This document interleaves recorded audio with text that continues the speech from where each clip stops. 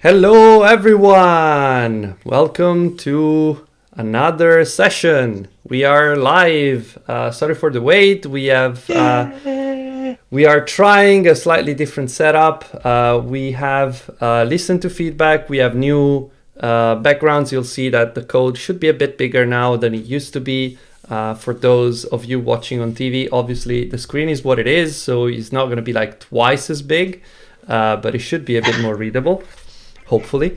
And we have a new guest today. Maia, up to you. What do you want to say? Hi. Hi, I'm Maya. So I'm Android dev at a cryptocurrency company, Luno. Been an Android dev for a while, and you can catch me on Twitter at Maya today. Nice. So, Nice. today we have a few things that we are looking at. The main goal that we have is to be able to I forgot already. Oh yeah. We want to snooze the notifications. Snooze. So we are currently collecting the notifications that come in, but we don't have a way to snooze them.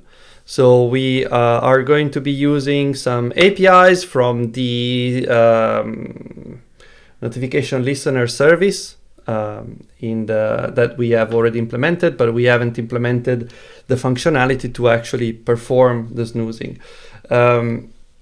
So that's the main goal for today. And then if we have some spare time, which I hope we do, then we will also work on something else. Maybe we can start doing something for unifying the navigation with the bottom nav and make it look a bit nicer. So that's the goal for today. Are we all ready? Yeah. Yes, Let's we are. go. Okay, so screen is on the screen. Good. Okay, so what we were left at last week was that we have cleaned up some stuff and we have our usual notifications appearing here.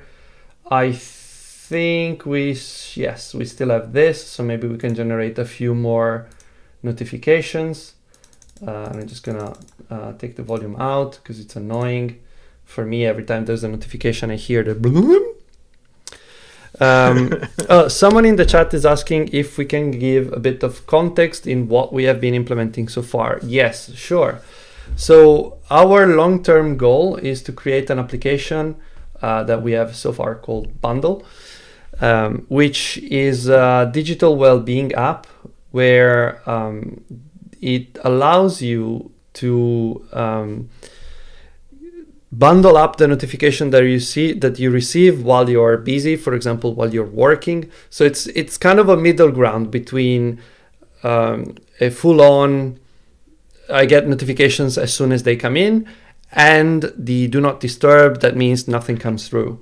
The idea is that instead of hiding the notifications from you, it will still show them to you, but not now. It will show them to you maybe every hour, maybe after a while. I don't know. It's kind of like automating the thing that you have in the Android system UI, where you can partially scroll a notification to the side, and it will have the snooze button. I don't know if it is there in Android 12, but no. The other way, the other side. No, it's just, I think, it's the same, but It's the same. it should be here. But I think it's something you need to enable in the settings. I don't think it's on by default. But yeah, the system only allows you to snooze for like half an hour, or 2 hours.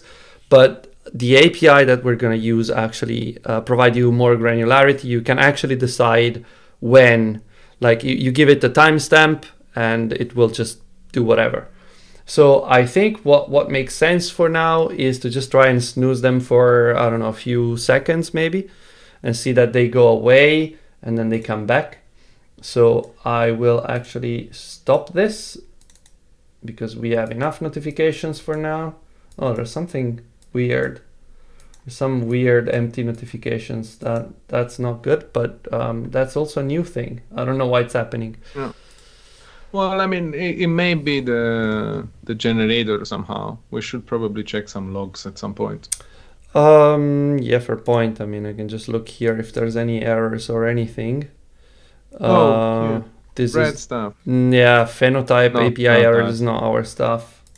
Don't think it's us. I think it's the Crashlytics stuff you put in that is not entirely happy. Okay, it's always blame it on Ivan and his Crashlytics. No, Okay. it's just for people that aren't necessarily aware of what is in the app because. Oh well, yeah. Just to give you a bit of context, we also added Crashlytics because we want to put the app on the Play Store. Okay, we want this to be an actual project that people can use, because first of all, it solves one of Sebastiano's problems. So he wants the app, so we are going to build it and he's going to install it.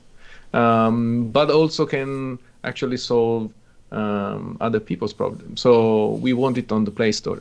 And if you put something on the Play Store, you should put Crashlytics in it.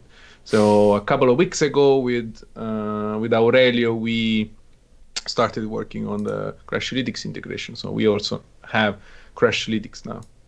Very, very interesting setup because you can also disable it during the onboarding. So that was interesting.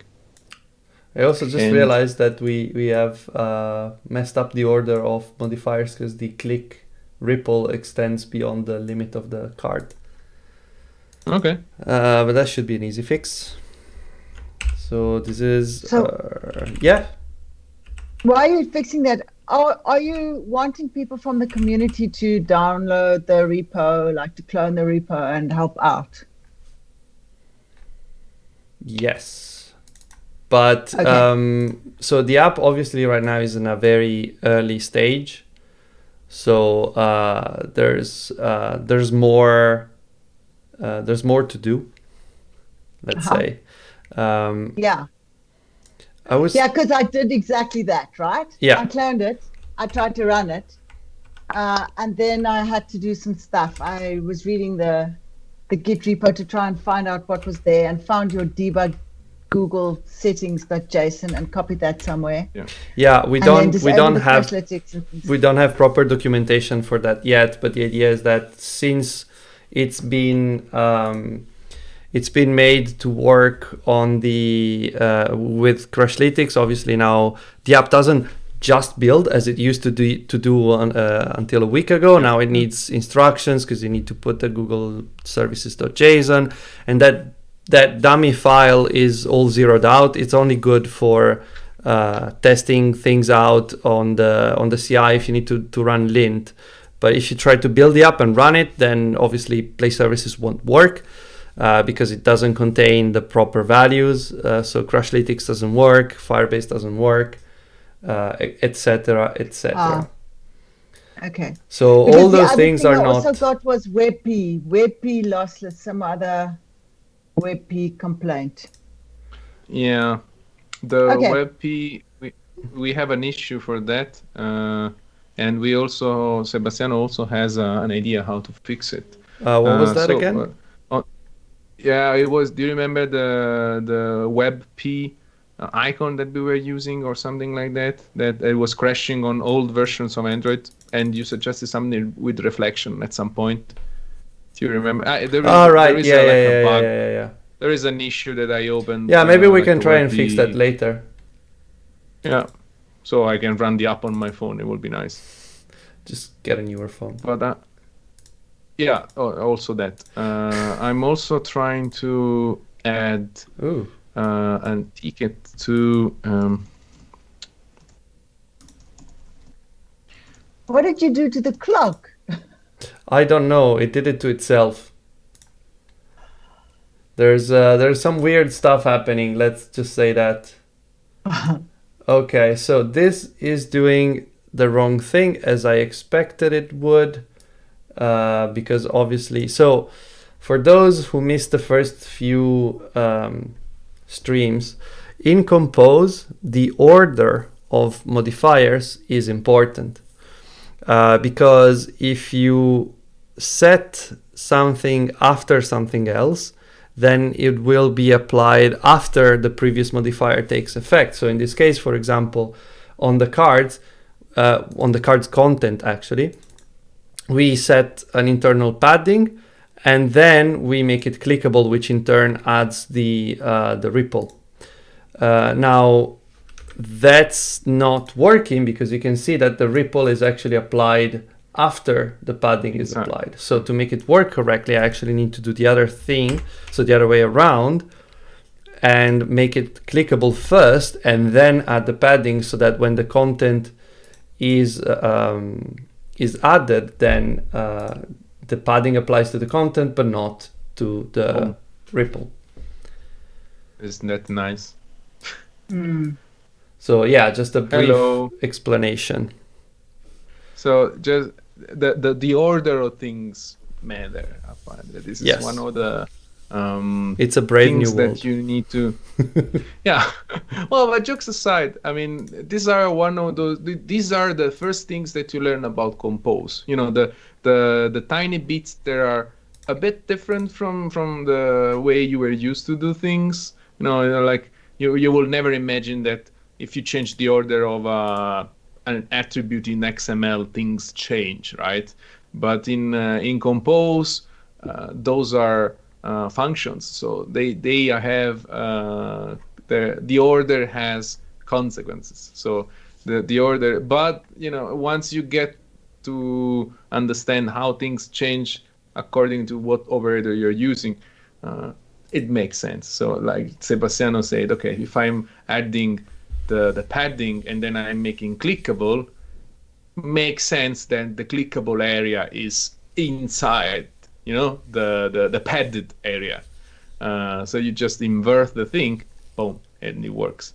And this is one of the things that I like about Compose, that somehow feels a bit more intuitive. What do we have, Sebastian? We have a crash that I think is due to the fact that we are using a version of Coil that might not be ready for Compose 7, Beta 7. Okay. So I think what we're going to do is we're going to go and check. There is a new accompanist. Accompanist, probably, yeah. Let's see. Latest version 0.10.0. Is that the one we are using? No, I think we are 9 something. All right. Yep. Oh, so we have a new fancy file. Yeah. Just to answer a question in the chat, Gerald of Review is asking. Well, yeah. Toss a coin to the Witcher. Enough. No, it's asking about Epoxy. It's, I was commenting on the name.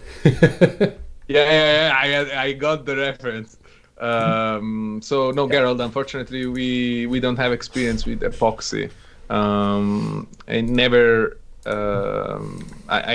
found it in any project with my clients. So and it feels it always felt like a bit of overkill for my pet project, so I don't have any experience with that. I have an idea what the library does, of course, but no, I think in they are using it in Clue. I mean, there was also a blog post about that, but yeah, never used it. Okay, so updating the version of Accompanist works, so I'm just going to commit that. And I will also do the bug fix notification card ripple. Okay. About accompanist, yesterday I used it to change the system bar color. You see our... Yeah, it sucks. If you run, How do you do that? The app, it's like one line. You just go to the accompanist repo. There is the system UI controller. Okay. And then you go to the documentation. There is a link. You add the library, and then there is it's literally it's just indecent how quick it is. It's too easy. No, it's just no, it's too easy. I mean, I'm grateful for Chris Baines, and like I will always be grateful. because this thing is so useful, and he feels like he never sleeps, always releasing stuff. But yeah, it's there, just one line, and you can change everything. Yep. I'm just making sure that I haven't forgotten stuff around. So it seems like we have a mission, but we're already digressing. Fixing stuff, man. Well, I create a bundle because I like bundles. That was actually that's a nice idea, bravo. Grazie. Oh, nice. So we have Google Accompanist coil and Google Accompanist system UI controller. And then we sync and we cross our fingers and hopefully it works. And if it works, that's great. Let's see. Yeah, it's like, obviously the version catalog is cool, but it's still, the IDE support is not perfect. I wouldn't say it's great either, but it works. It's just, it needs to do all that recheck every time, which I think is mostly an IDE problem in not properly supporting that. But let's do this. Oh, but you have if you put it, there is like a pop-up that pops out and gives you the libraries in the bundle. I didn't notice. Yeah. So if you go, oh, that's actually super cool. Yeah, this is it. This one? Oh, that's it. Yeah, you just basically you need the system UI status bar color, and that's it. This all one? done. Ciao. Yeah. Do I just do it I in the think main that- activity and call it a day? Or in the Yeah, composable? I did it. I did it in the set content. All right, here. Block. That's it. You probably need to declare this thing. It's also on the README. It's like one line above. You just need this. Okay, yeah.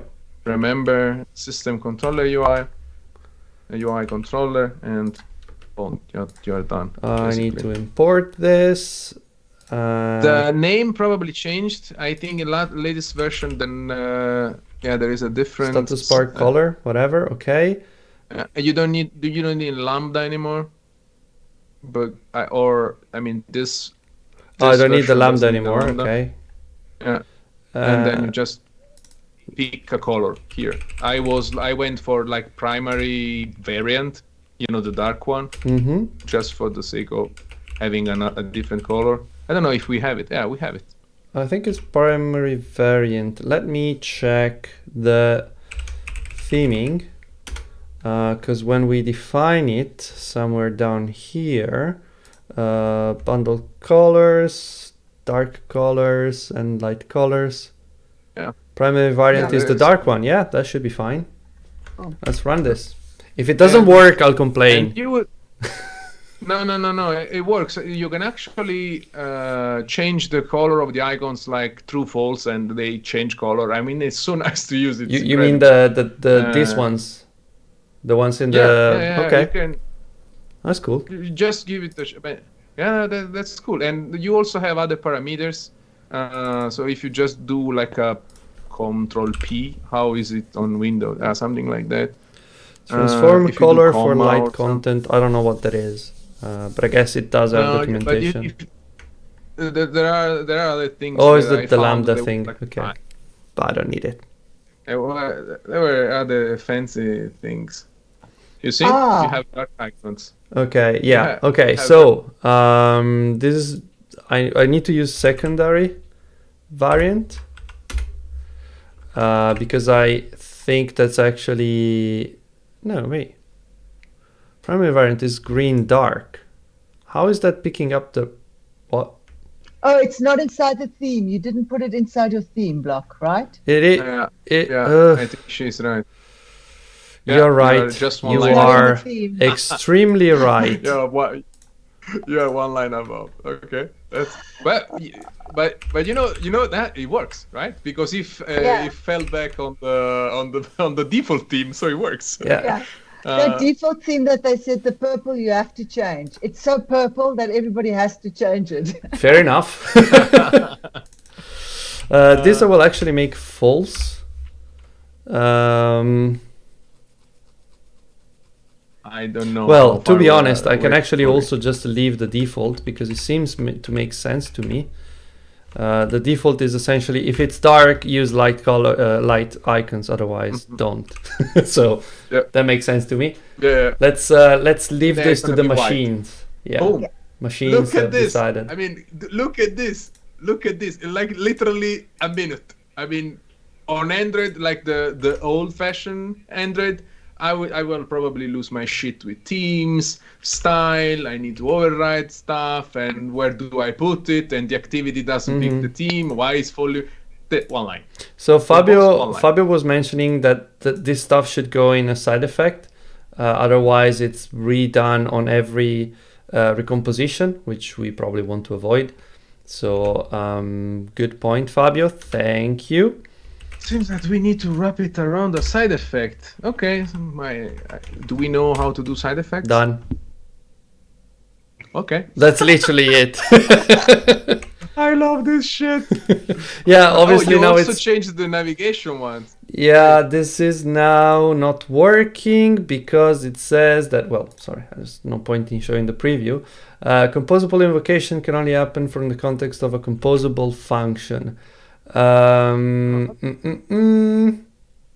Yeah, I think it actually wants the color and not getting it from the theme, which is a bit crap.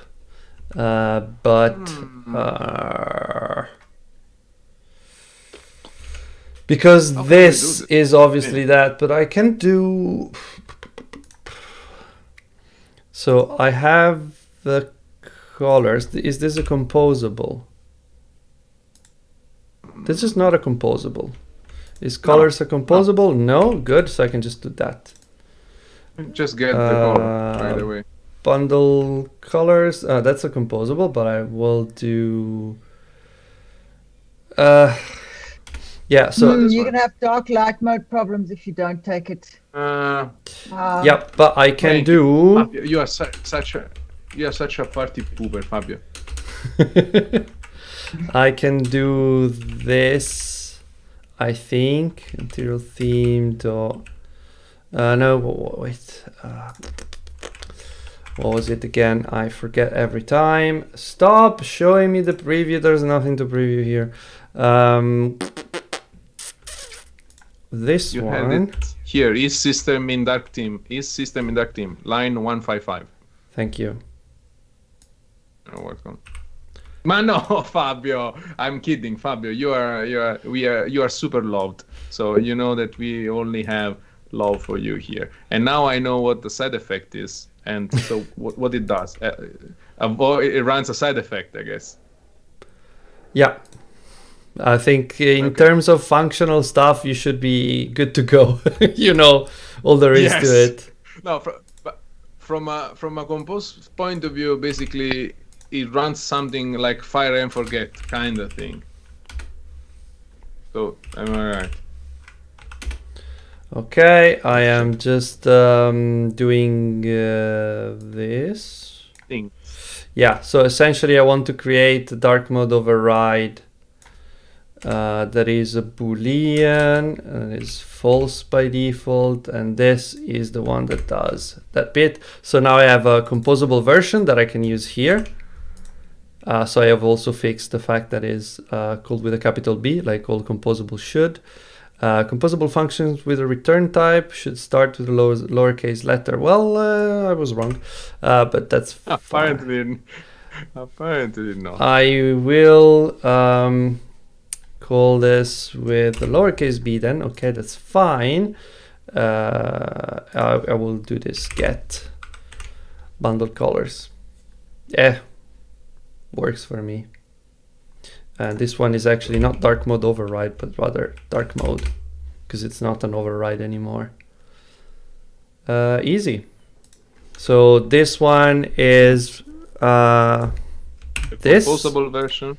No, sorry, this is the get bundle colors. Yep, okay, that works.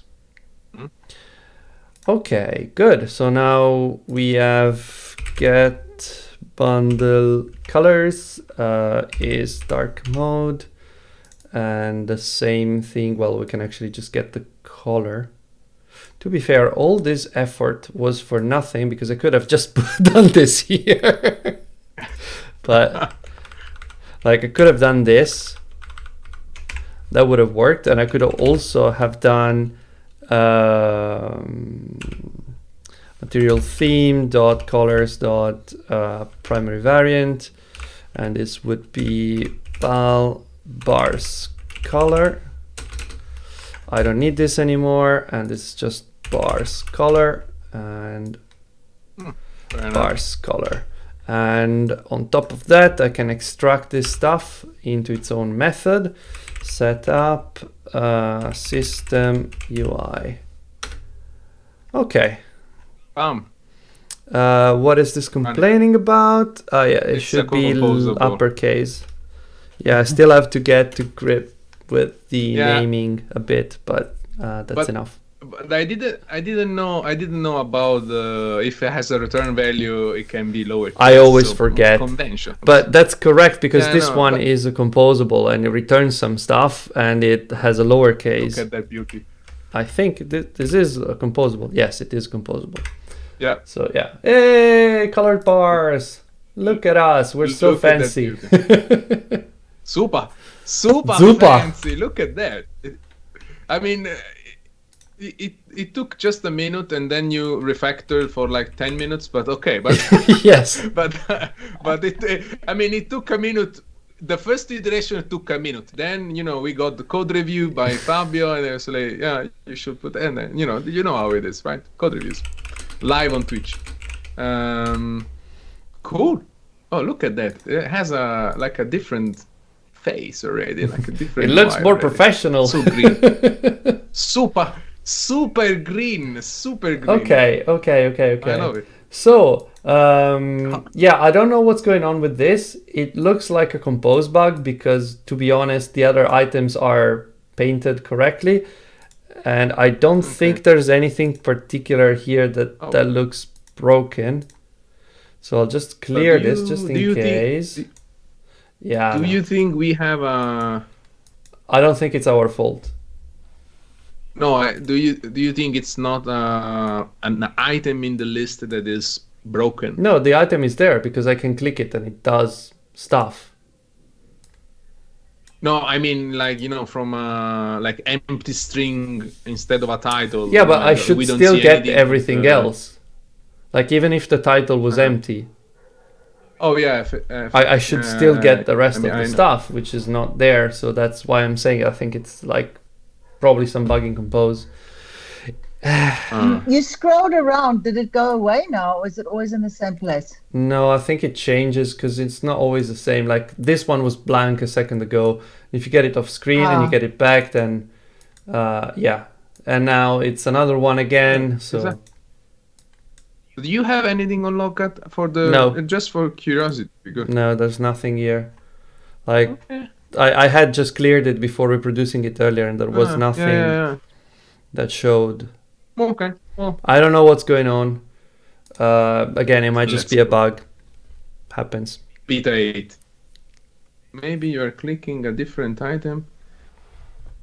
Compose doing some recycling, like recycle view. Yeah. Kind of. Yeah, I mean, it's doing the. Yeah, it's doing the lazy. But the thing is that I don't like all these notifications are different, but they are all from the same app. So the action is the same for all of them. It just gets me to the app that generated them. One thing I can try and do is to put show a toast or a snack bar or something when I click something with the title or the text here. So that we can off the clicked notification. So that could be notification.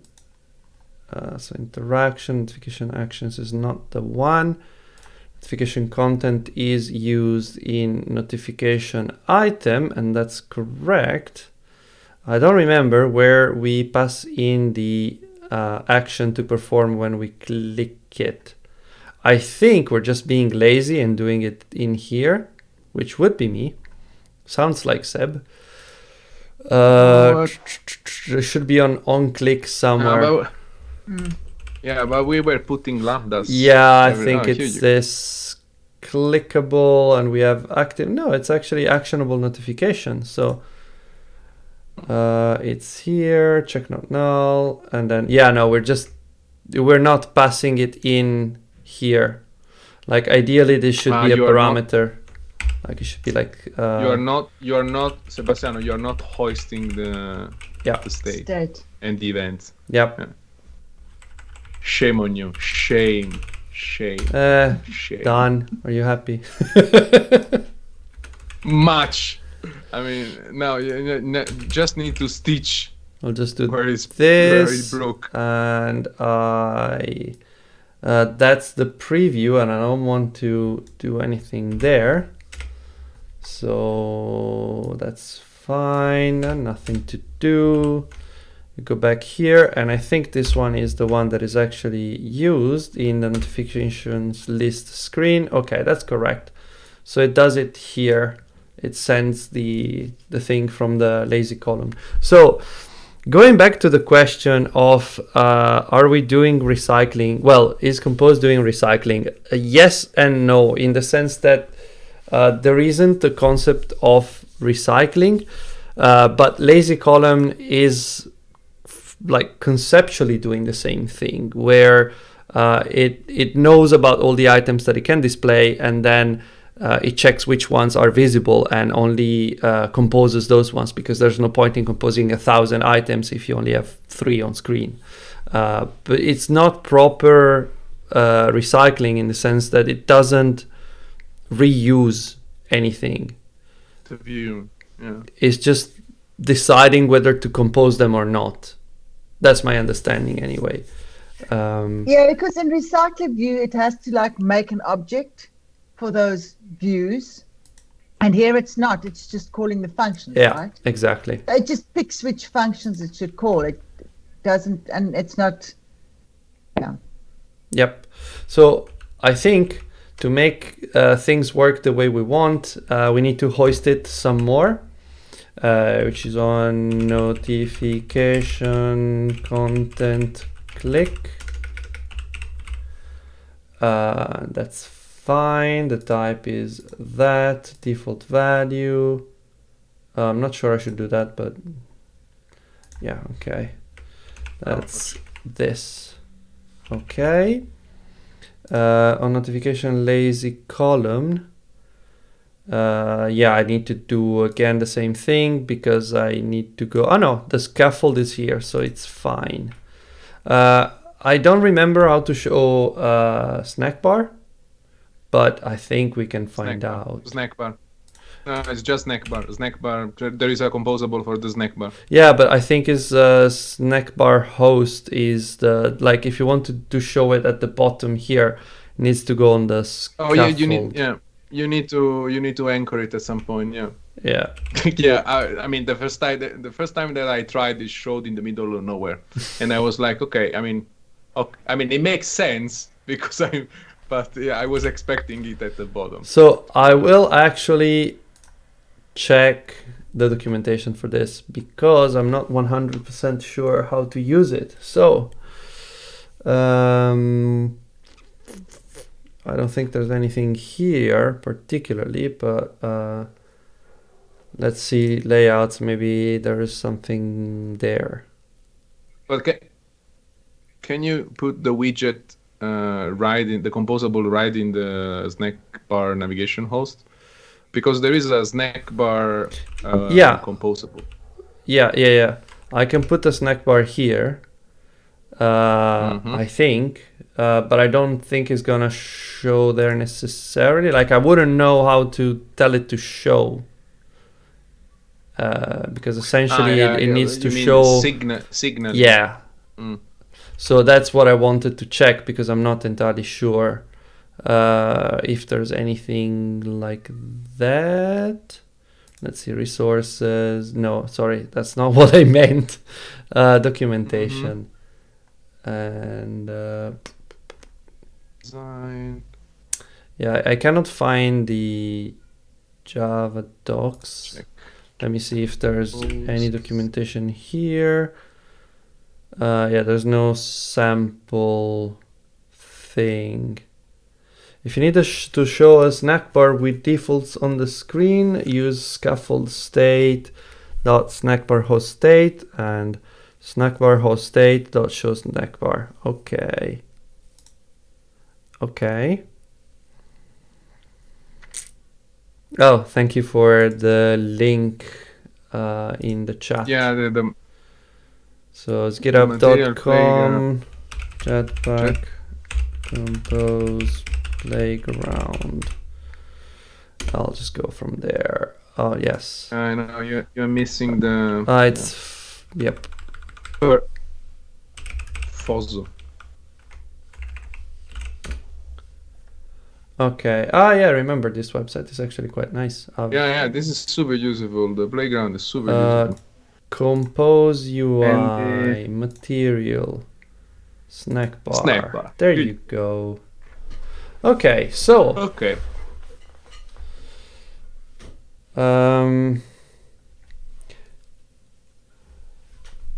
Snackbar okay, so that's the state. state.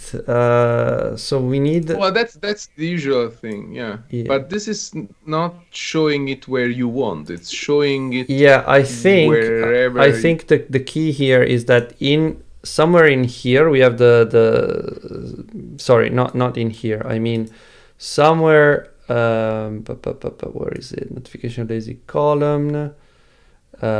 Yes, we need to hoist this one step up. Mm-hmm. Content, click. Oh wait, it's already there. No, it's correct. Is this yeah, sorry. Is this wasn't doing anything. And this is now I know it's there. is that the scaffold state? Is there some sort What of now? scaffold state thing that we can use?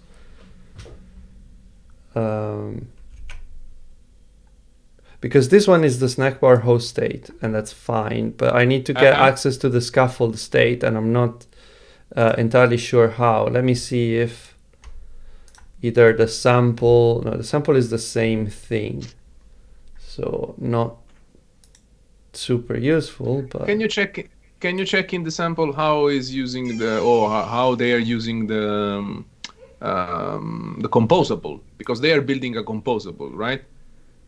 Do they you mean here? drive it from outside? Yeah. Do they use it in the demo, or is just this file? For Yeah, instance? I think it's just firing it, whatever. Oh, okay. But I wanted to do it properly, given we have scaffold state. Yeah, we need to do. Okay, they're suggesting snackbar. remember scaffold state. Oh, okay. Quindi so val scaffold state is remember scaffold state. Oh, nice. Okay. Nice. What do you want? Why are you It complaining? wants a drawer state, Drawer. and it wants drawer state. Snackbar host state.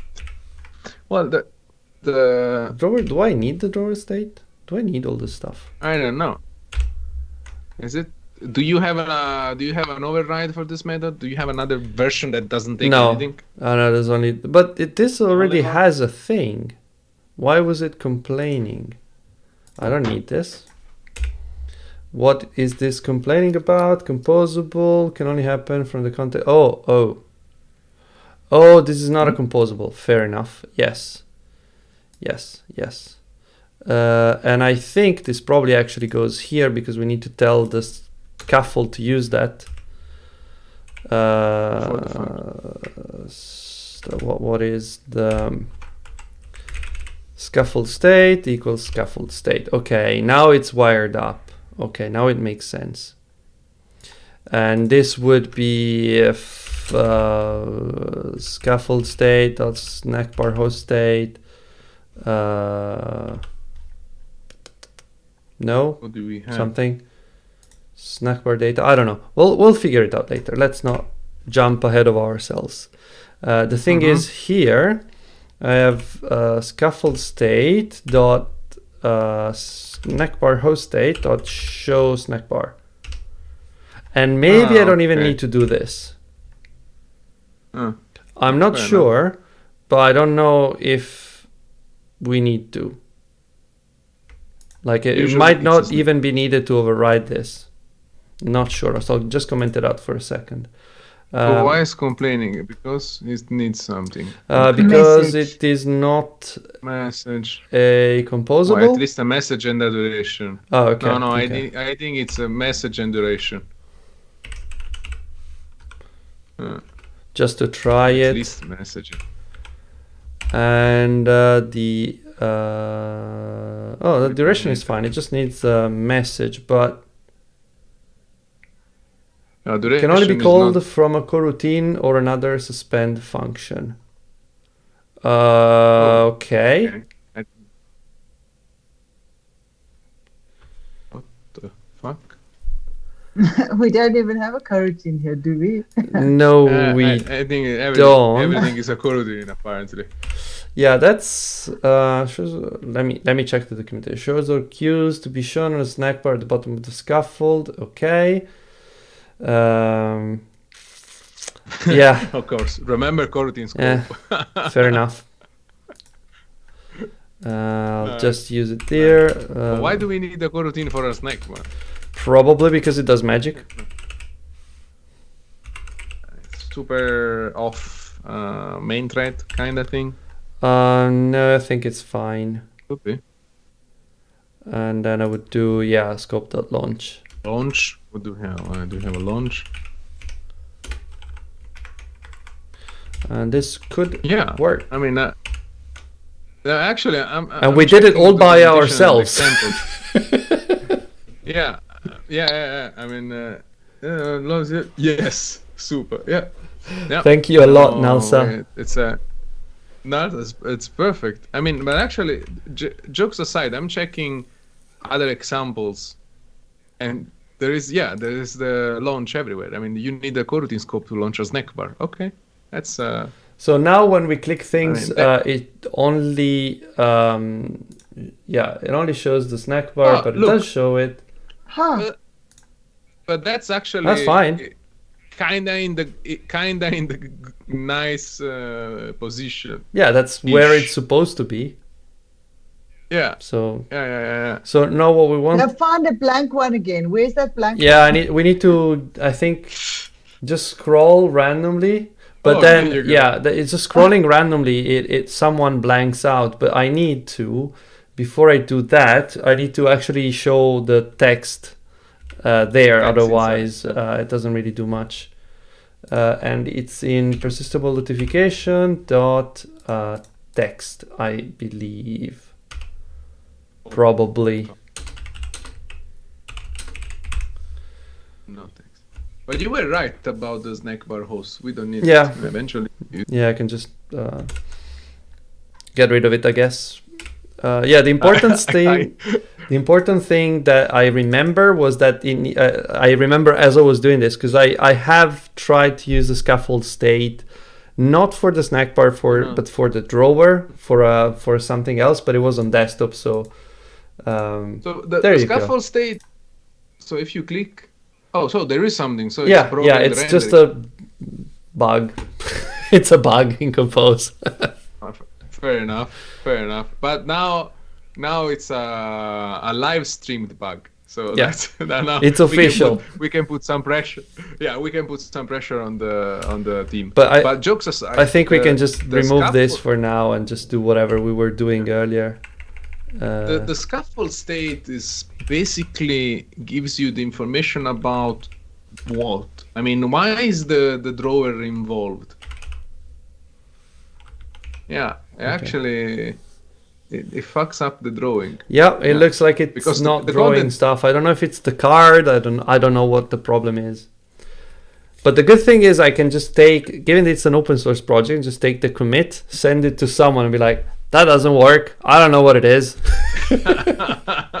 Fix it. I mean, the great thing is that the Compose team are super active on internet, on Twitter, and in other communities as well. So it's fairly easy to get help from them, and just maybe it's a known bug. I need to check the issue tracker and see if it's something that they know about or not.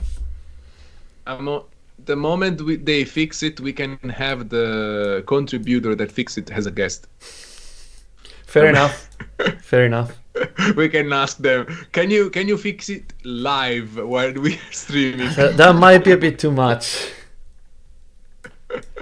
But jokes aside, why the scaffold state, I don't.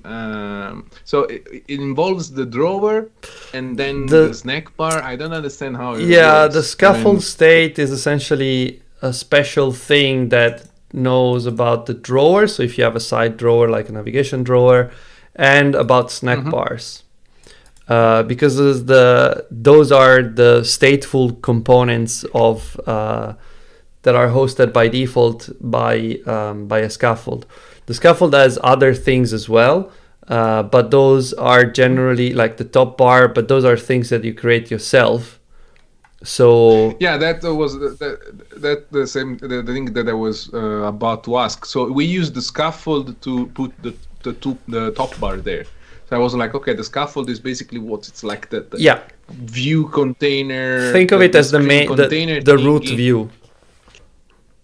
Yeah, but by default it looks empty because if you don't put a top bar, there's nothing there, but it still takes care of handling the drawer and the snack bar if necessary. Yeah. So because those two things are fairly standard, there's not much to customize, so it makes sense, I guess, to provide a lot of built-in functionality. But obviously you don't want to do it for every single thing that you can put in it, because there's gonna be a few, let's say. Yeah, that's Jesus. Yeah, I mean, stateful stuff here. Background color. There's also a bottom bar. There's also the floating action button. There's a fab. Yeah. The nav bar. We can actually add the nav bar, like with one line, probably. Yeah. That's cool. But if we do, then we need to move the scaffold up one level, which is something that we said that we were gonna do anyway. But I don't know. I mean, we can do that, but I would rather do the snoozing thing first. Let's do the snoozing. Just because it would be the third time we postpone it if we don't do it today. Yeah. I mean, but that's how you build the engagement for the users. You promise them that you're gonna snooze the notification, and then you build a bottom nav. Okay. Well, I've pushed it. No, don't push it yet. Okay. Also, maybe amend that. Okay, good thing I hadn't pushed it. Good. So, going back to the original thing. Now, if you remember, this is our main entry point, is the notification listener service, and that that has feeds a flow, right? There is a shared flow somewhere. Yes, there's a flow, which is the one that exposes the current notifications.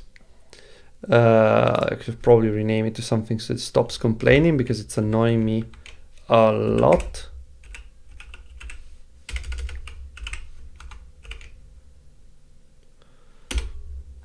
Or something. That's fine. Now, this is okay. But one thing that I'm not 100% sure how to implement, although it could probably be like a channel or something, is how to tell this to snooze a notification, because here you could have something like private fun snooze, and then you pass it something, I don't know what yet, but there's like a snooze notification thing. Yes, that's what you need. And I don't know how to call this from elsewhere.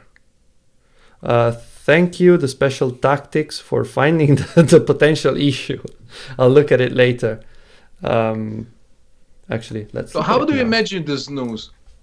Walk me through it, because I don't think I got the idea.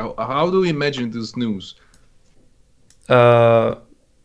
It's essentially, I will temporarily change the behavior so that when you tap one of the notifications, it gets snoozed.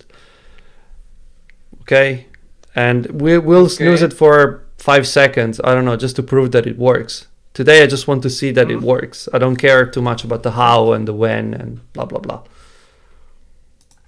But I need to get the snooze notification. It needs a notification key and a duration. Like the duration, I can say that's like, well, maybe let's say 5,000 milliseconds. That's 5 seconds.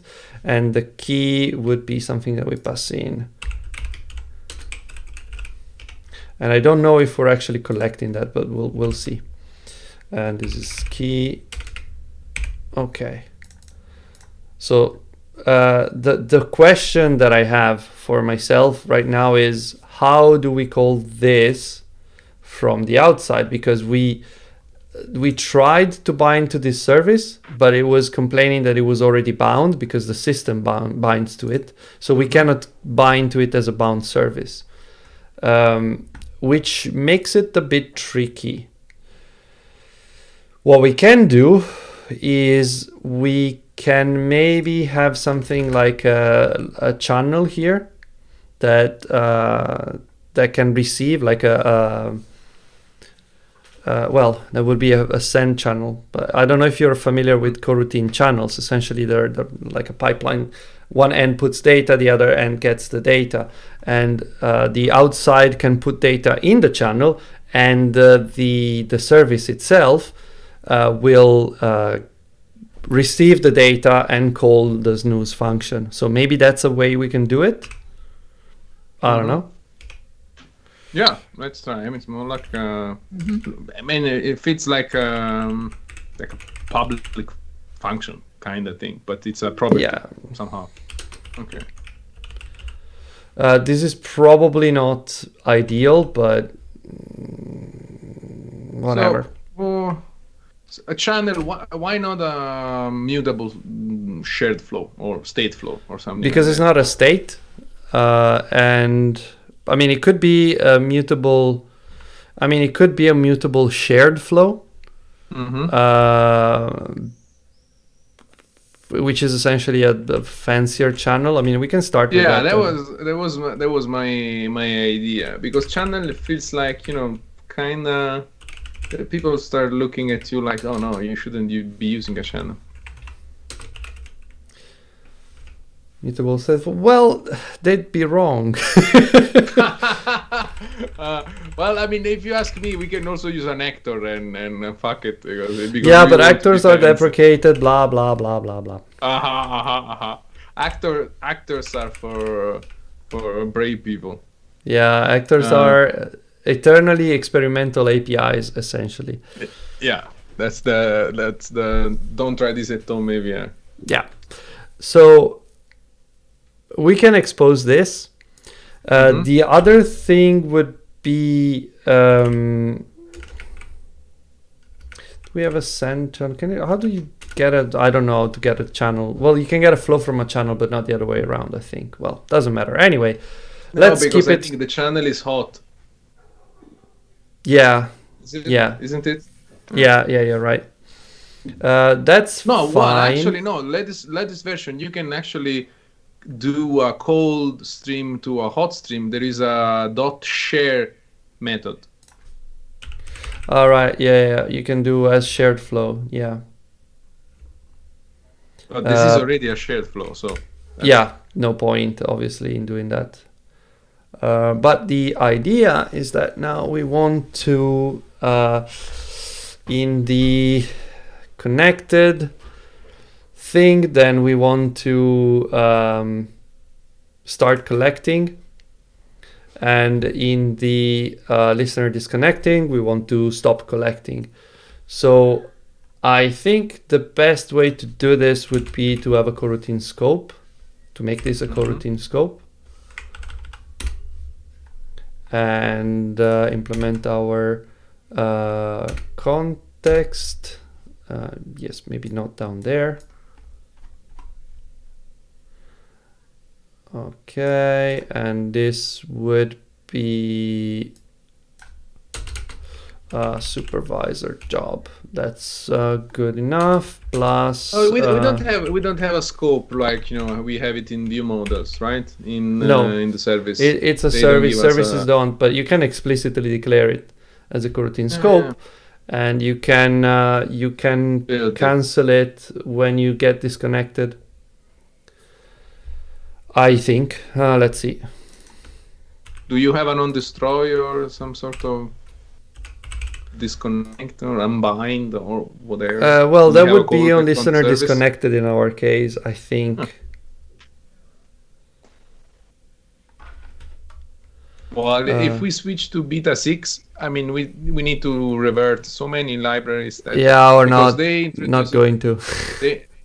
They introduced the breaking changes in beta 7, so we had to update a bunch of libraries. Everything, basically. Everything that is -compose needs to be updated to the latest version. Thank Ian, once again. Creation interface. Yeah, this needs to be connected. For science, come on. No, I'm not gonna do it for science. Just to see Sebastiano losing his shit, sinking and building. No. No, please.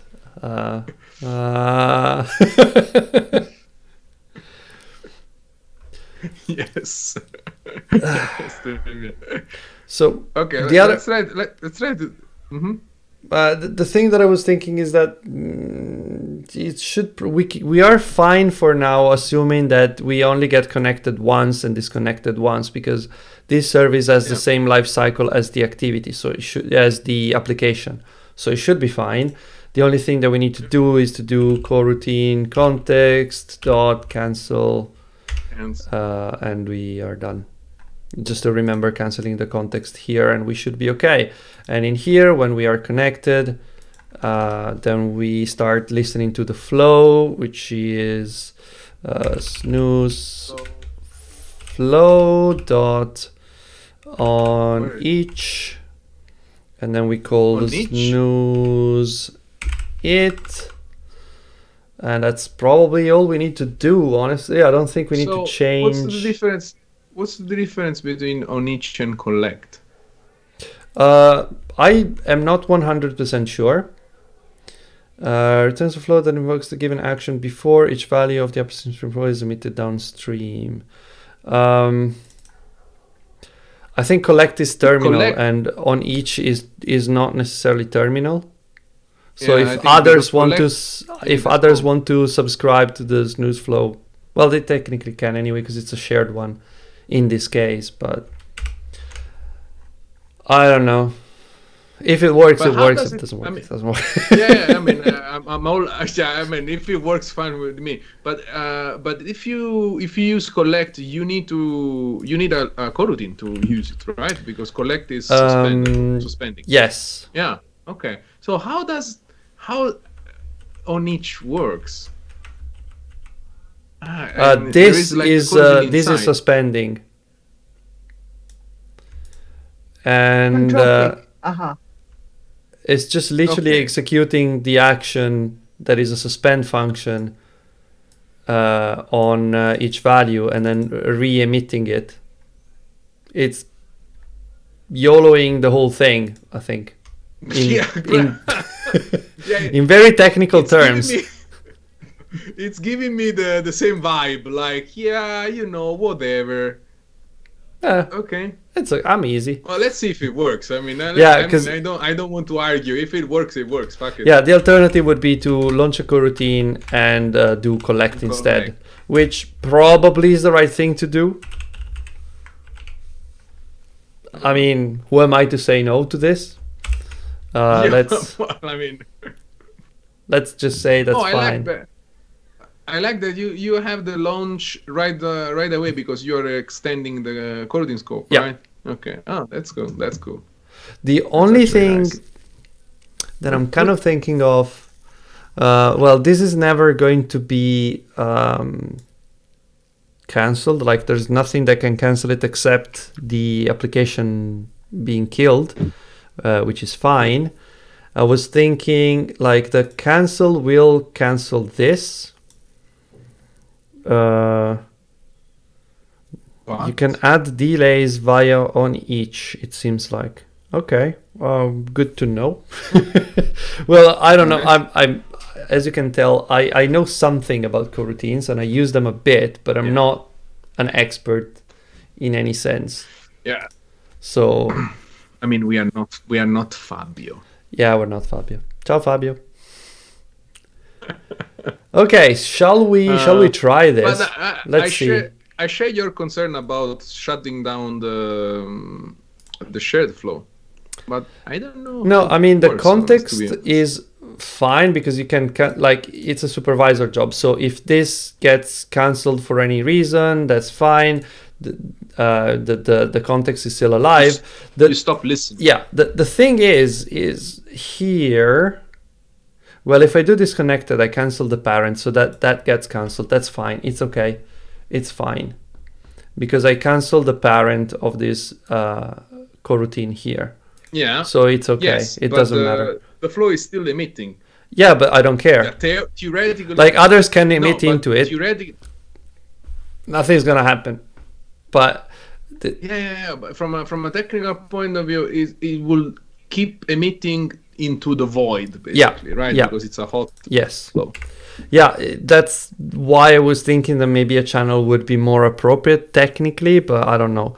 At the same time, like, this is not 100% correct. Like, it's fine because we know that this is likely only going to be called once when the app is killed. Mm-hmm. But technically, we shouldn't cancel the context. We should cancel this job. The job. So to be 100% correct, we would have something like collect flow, collect job, which is job, and it's null, and we do collect job equals that, and then we do this. This is technically more correct. I'm not 100% sold on having that as a state here, but I mean, we are YOLOing a mutable shared flow in the companion object, so I think that's a secondary concern at that point. Yeah. I mean, the nullable job, it kind of fades in the background, you know, when you're exposing, like, maybe someone has better ideas for that, and I'd like to hear those. Yeah, but does it work? That's the question that I have. That's what we're going to find out soon enough. Okay, so this is actually. Do you want to put like a timber somewhere just to see if we get events? For the sake of logging? Yeah, sure. So you mean here in the service, right? Yeah, in the collect. Yeah. Or in the snooze. Yeah. Timber.i snoozing notification key. Okay, and then we should see it removed, and then we should see it posted again, and that's okay.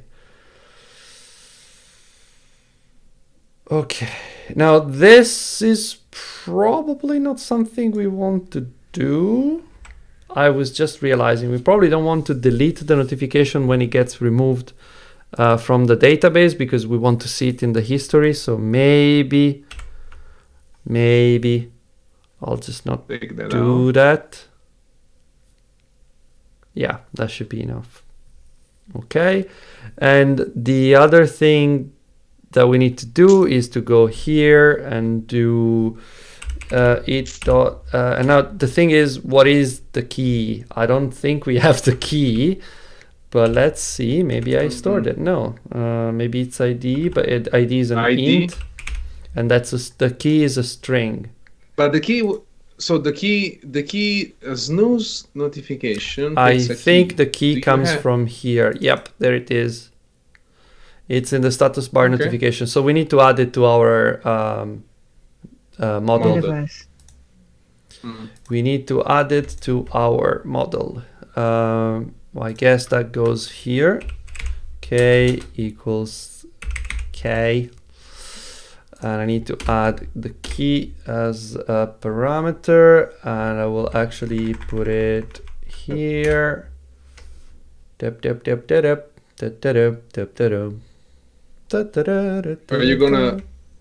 you gonna create a migration for the database? We're not even really using it. So the answer is Okay. no. Fuck no. Okay. I'm also just I like the pragmatism.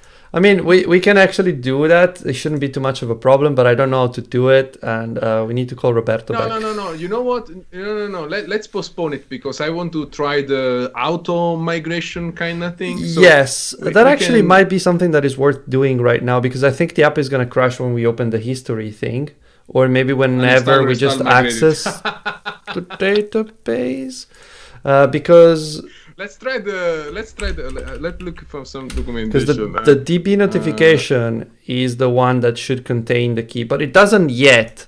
So yeah, this is the thing. Like this one is going to break. Persistent data. This needs a key.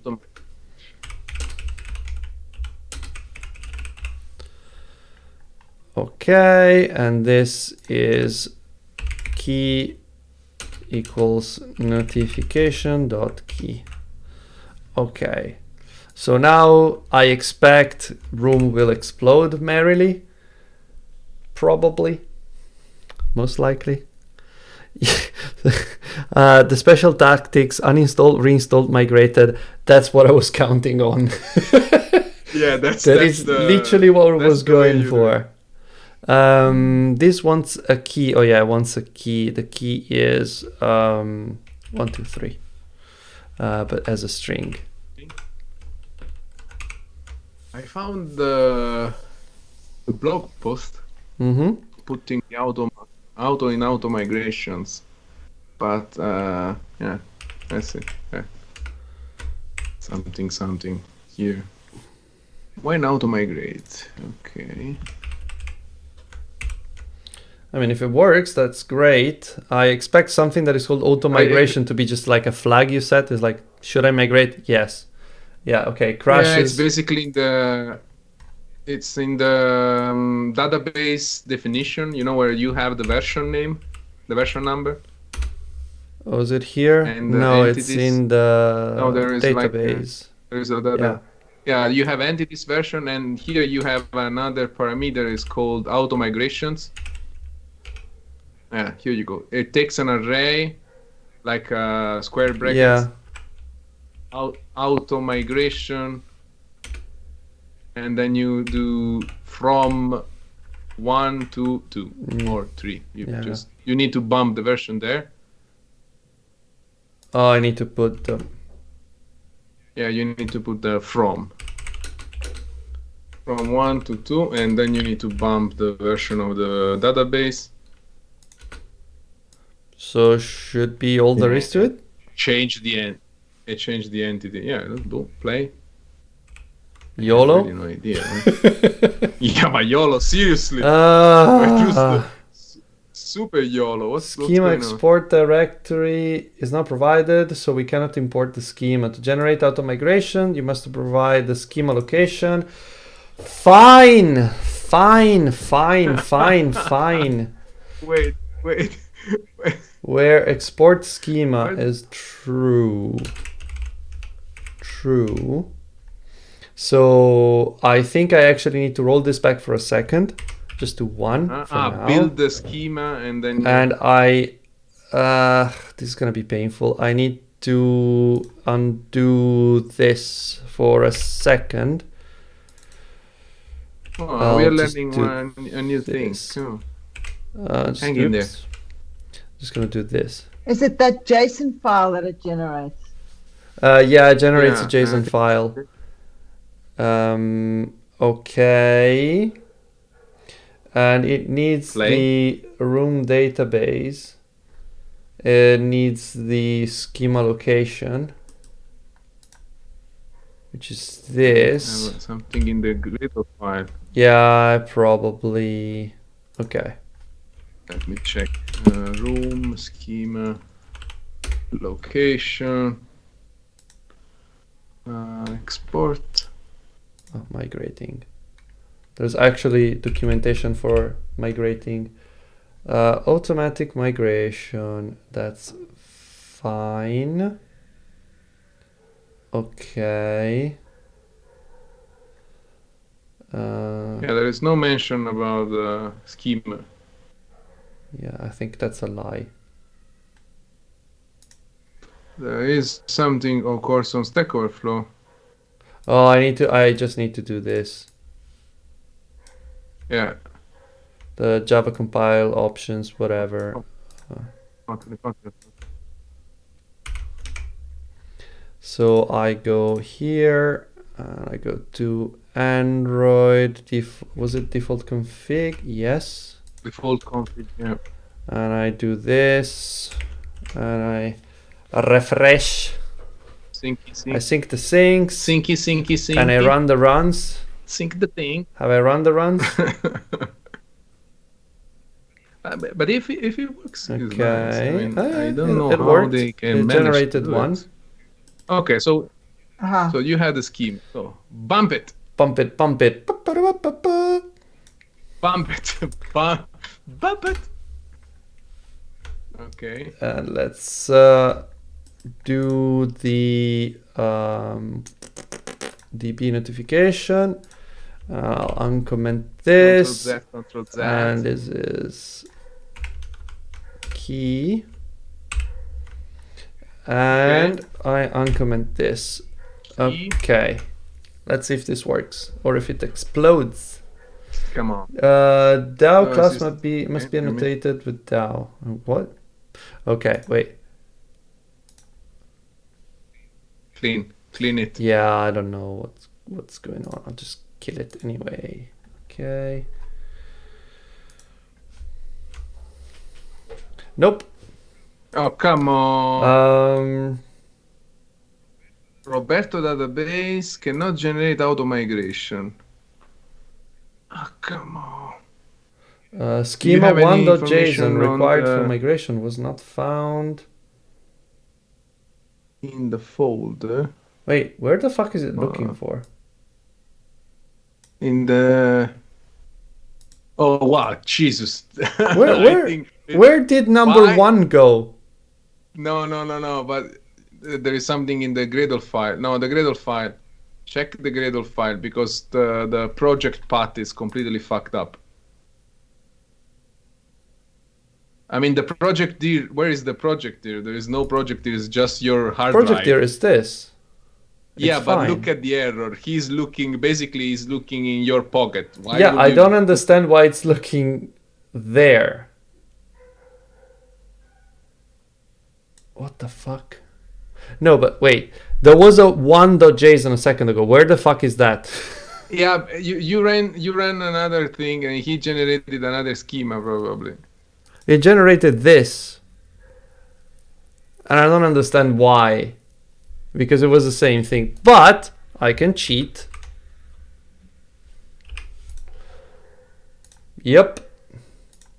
I'm gonna YOLO the shit out of this. Version. Oh yeah, the identity hash is so going to fail. Yes. I mean, I guess I could just create one by hand, but Yeah, sure. I want the Sure. automatic one. Unique ID No, key. but Okay, this is can't- is gone. Yeah, but the identity hash is gonna fail. Come on, how can you fake this? What the fuck is this thing? I mean, maybe they forgot yeah, to I check mean- it. Yeah, maybe they just generated it without checking it. Ah, shit.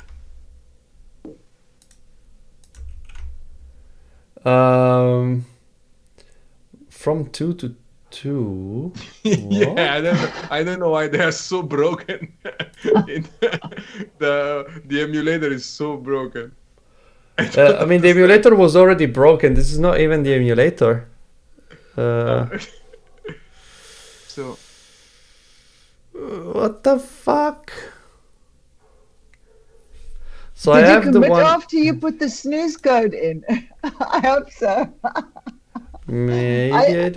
I detected rollback happening going to happen soon.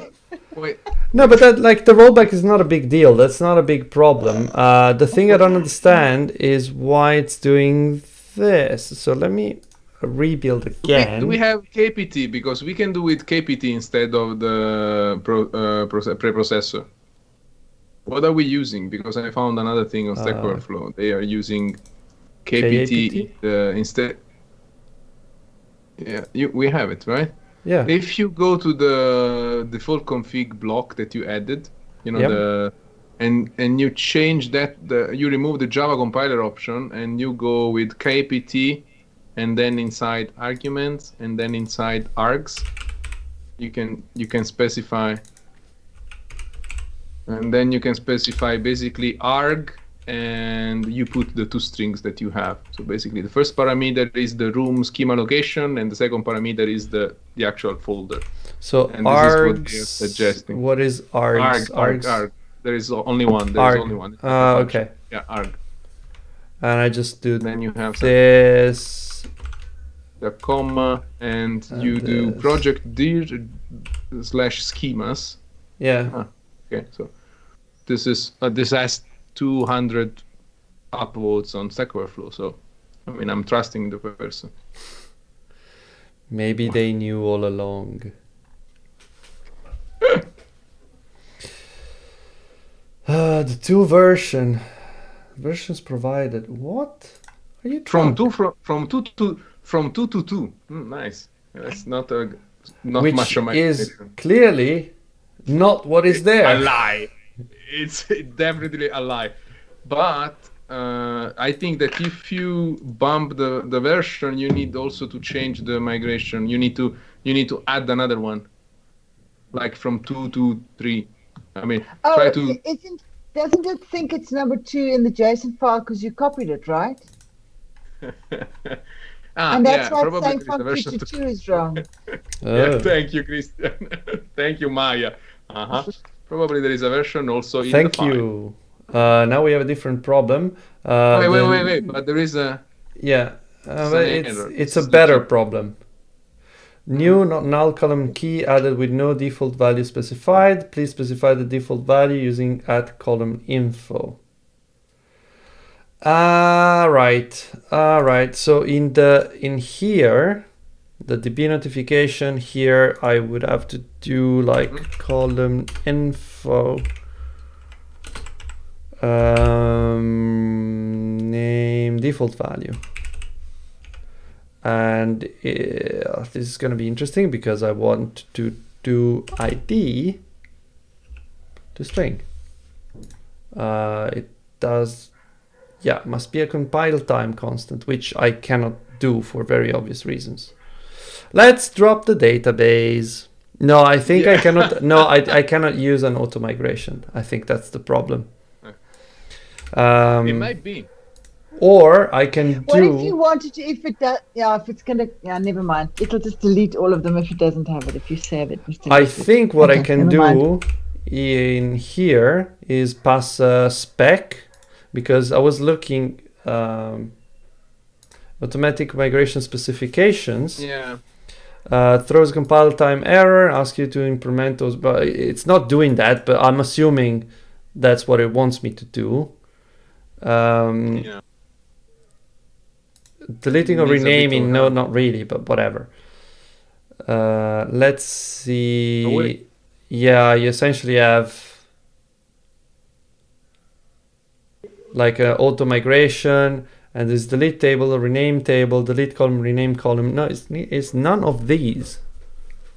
Yeah, but the thing is, where the scenario, the use case for the auto migration is when you are adding a column. So we are kind of legit. I think that we just fucked up the schema at the beginning, and now he can't get No, but his head around. the thing is, it is correct that it says, well, you want me to migrate shit, but you haven't provided me the value to put in a new column, which is not nullable, which must be not nullable, because we need the key. The key is always there, is guaranteed to be there.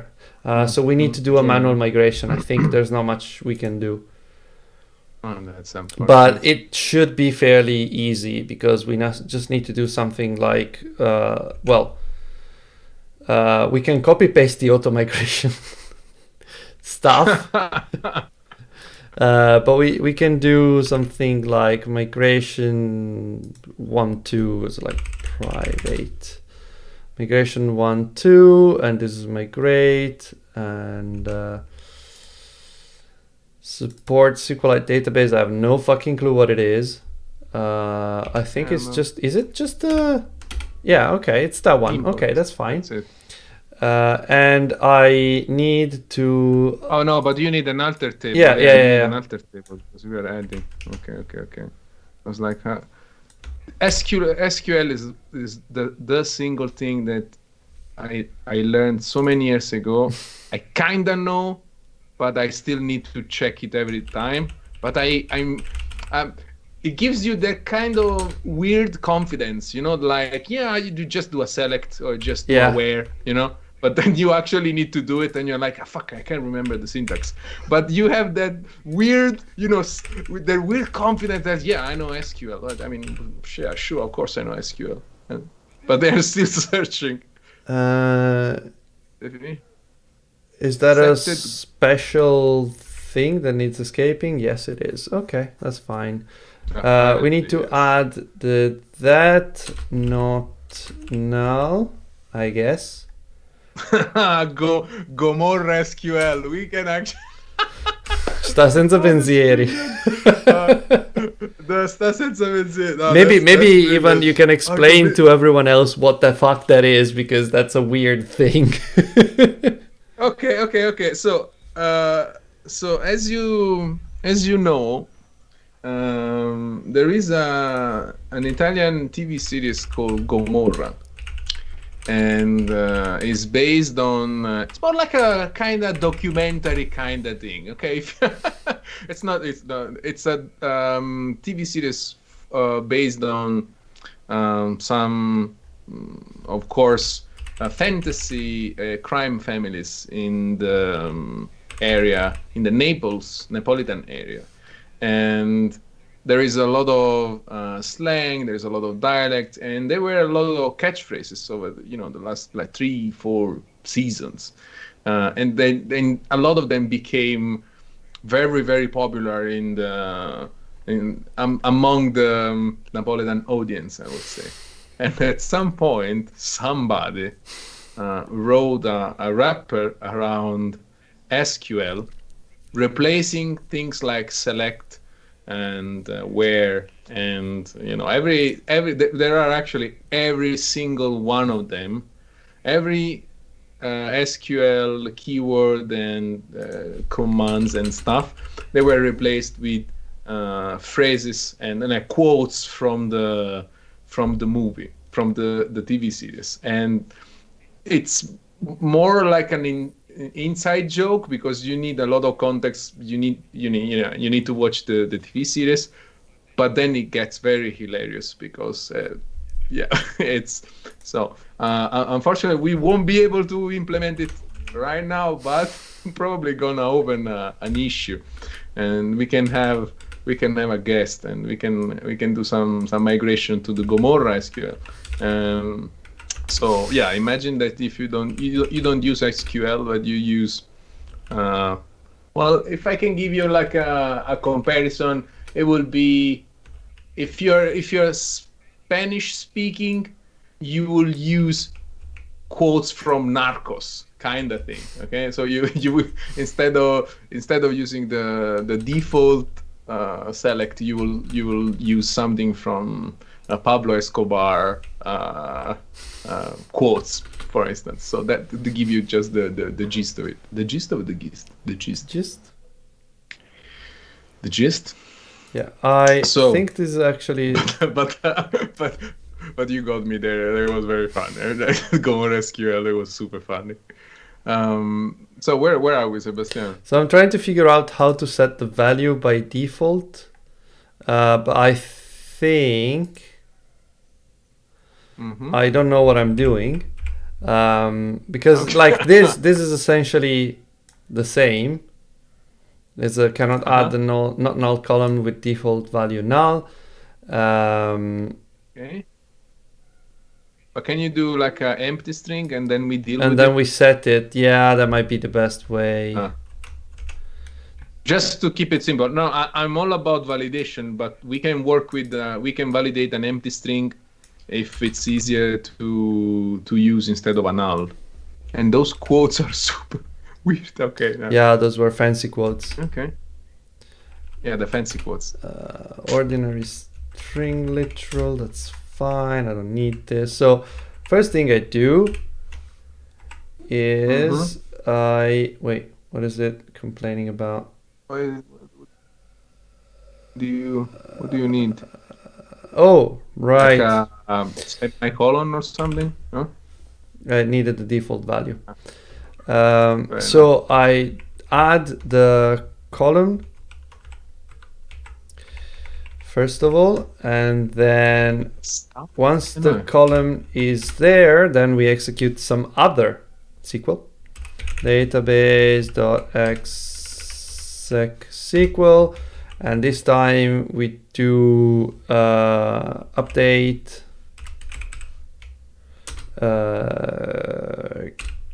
key in.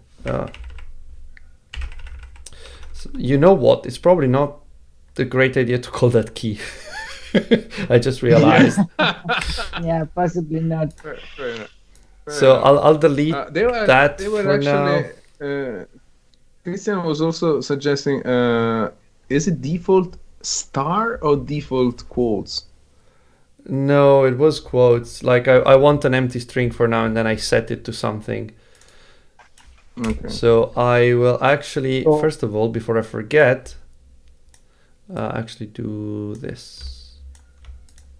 Notification key. How do you want to call it? Notification key. Let's call it suspend. Fuck you. I mean, I'm just giving you name. Naming is hard, so you don't want to use key. Let's call it. Let's call it for, or let's call it when. You know, something that is unused. Okay. I mean, Remember. Yeah, let's call it. It becomes super meta, you know, reading and then why I can drop the database because the database remembers. Okay. It's set.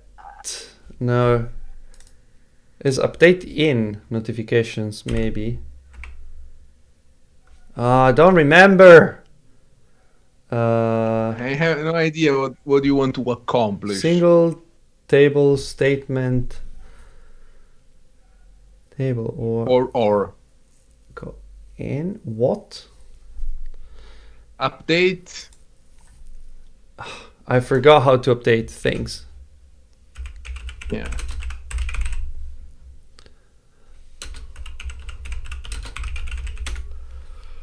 I always forget how SQL works.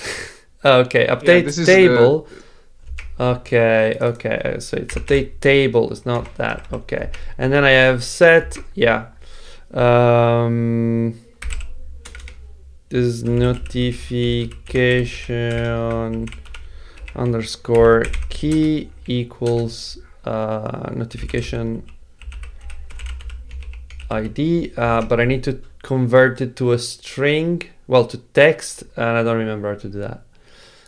But there is a way. SQLite number to text.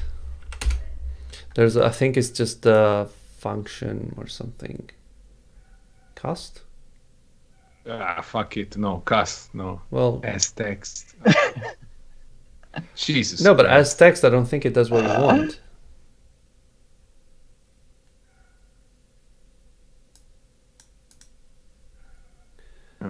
I'm perplexed. Data type. Yeah, I want to, like, I have Definition. this, but this is a number, so I need to cast Uh-huh. it to a string. Like, it's the same thing you would do in code. It's like Ah. cast this. What was the As syntax again? text. As text. Well, brace. Okay, this might work or not. I don't know. We still need to register the migrations, I guess. Yeah, we need to do Yeah, add the to migration. the database builder. Where is the database builder? Are we using the database builder somewhere? I think in the module. Yeah, there you go. Okay, so I'll make it internal, and I will actually move this to a migration, because I expect there's gonna be a lot of mistakes. So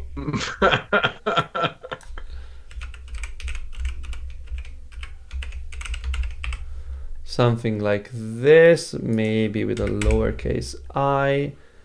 Okay, that's fine. Add, and then I actually want migrations and this. And to be fair,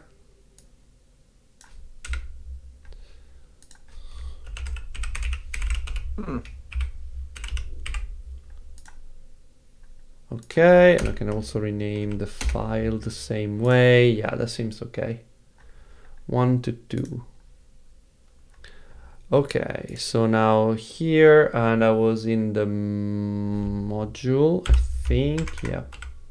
Database builder, blah, blah, blah, dot add migrations. And this is migration 1 to 2. Okay. Okay. Play. Let's see if we have fucked it up again. Oh, come on. Del public? What? Oh, but this is some weird shit. Can try to clean the project. Try to build again. Come on. No, DAO class must be an abstract class or an interface. It is. DAO, did I change the DAO class by mistake? Where is the DAO? Roberto DAO. Why doesn't Roberto DAO exist? Did I delete it? Because I think it's generated. No, I think it's generated.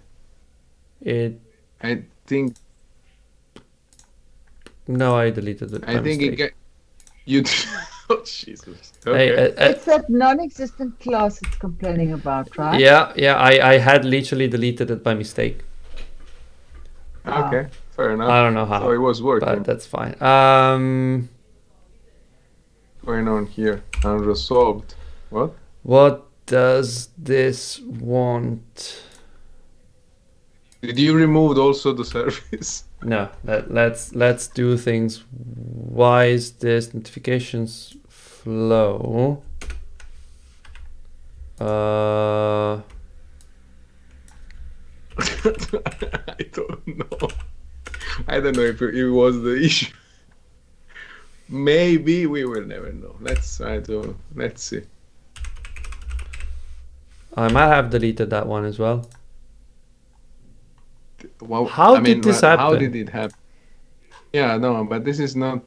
I mean, how is it? How did I? Yeah, but this is a lot of. How did I delete all that shit? I mean, it's easy to revert. No, that is a lot of file. Yeah, but that's a lot of files, so it doesn't make any sense.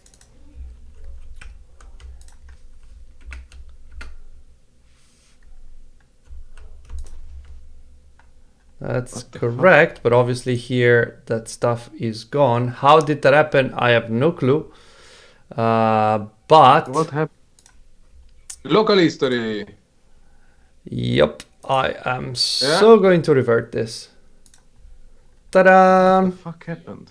All the code is back. But you literally, but literally, you chopped half of the repo. How did it happen? I have no idea. I honestly have no idea. I mean, it's like literally. I mean, it's like 3 of us here and like 10 people in the stream. How did it happen? Wow. I'm gonna watch the recording, Sebastian. Okay, now I want. It's one of the I want- refactors. You press the magic refactor button. We need to probably it's know. just the So this is correct. Why is it complaining now? Flow with life cycle. Have I Flow deleted that with thing life as cycle. well? Which I might have. is it? Well, this is the schema. The schema's are right, I think. Well, I'll just delete the schema because it's wrong. And I will delete the schema as well. And I will commit this, go back to the previous commit, Clean. generate the schema then, and then copy pasted it in. I'm a Clean, I'm a clean. dastardly person. So is flow with life cycle. Oh, here you Did go. You're I just missing deleted an the import. import by mistake. Okay. Yeah, but I think it's also IntelliJ Android Studio is struggling because you didn't get the action for the import Yeah, I don't before. know. Check. Wait. Not what Onboarding you have in main activity. screen. You cannot find the onboarding screen. I deleted a bunch of things and I don't understand how. Jesus Christ. That's It that's a entirely lot of beats files. me. I do not know. Yeah, that's a lot of files. Yep. How does this happen? It's a mystery. It's a It's a mystery. mystery. Okay. Look at Cannot that. find the Almost parameter. there. Persistable wait a fucking second. Local history to the rescue. Okay. Oh, Yeah, now notification item is broken, of course.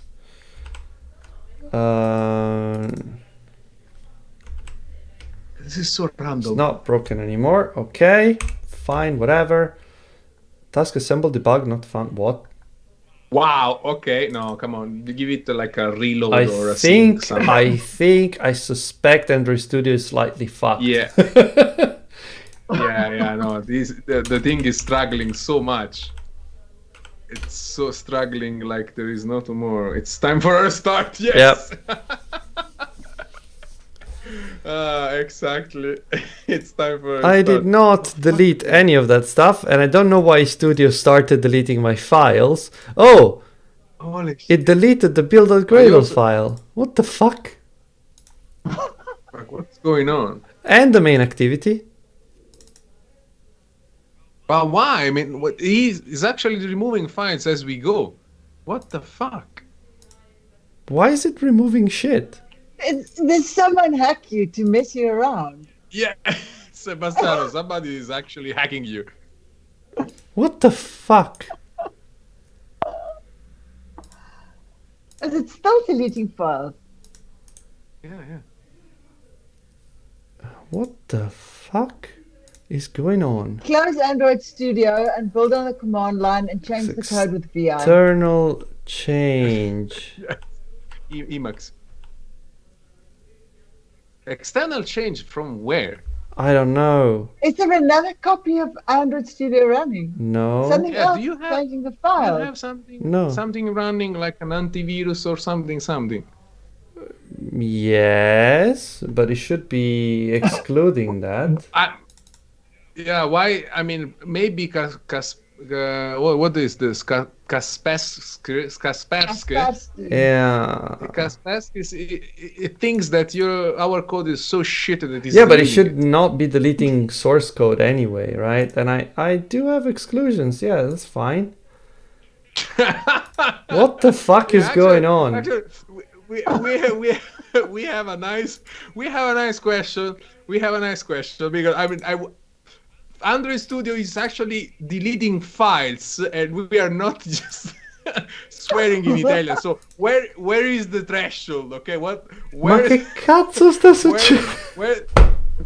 where do we draw the line? Where do we draw the line? This is it. It's a test to your value system. Jesus Christ. Yeah. Jesus Cristo. Madonna. This is crazy. That doesn't make any sense. I don't know what the fuck is going on. I have no clue. Wait, but we didn't. We I changed the restored name, so it everything was to not- the before state, and I just want to, before running or anything, I'm going to commit it, just in case. But I need to revert this to later. This. Okay. Now I'm going to commit this. I will also push it. What the fuck? Ma serio? Ma che cazzo? Ma serio? Che cazzo succede? Okay. This is Gesù Cristo. weird. Now Come on, I mean, I am going to run it. We are not making this. I am up. going to run it, uh, right? The file. What the fuck? I'm not touching Okay. anything at all. No, but I mean, you have the presentation assistant, so there is no way that you can actually. Right? Okay, this so needs we are the missing key, and that's fine. So now we have another 2.json file for some reason. He's building the scheme again. Right. This is just key. Okay. And yeah, the 2.json is okay. It's fine. Okay. Okay. Okay. What the fuck? I love this shit. I mean, what the fuck happened?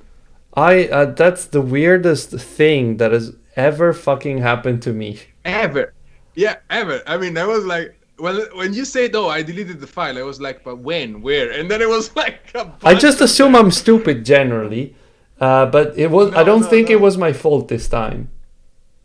Yeah, but I don't think you are that stupid.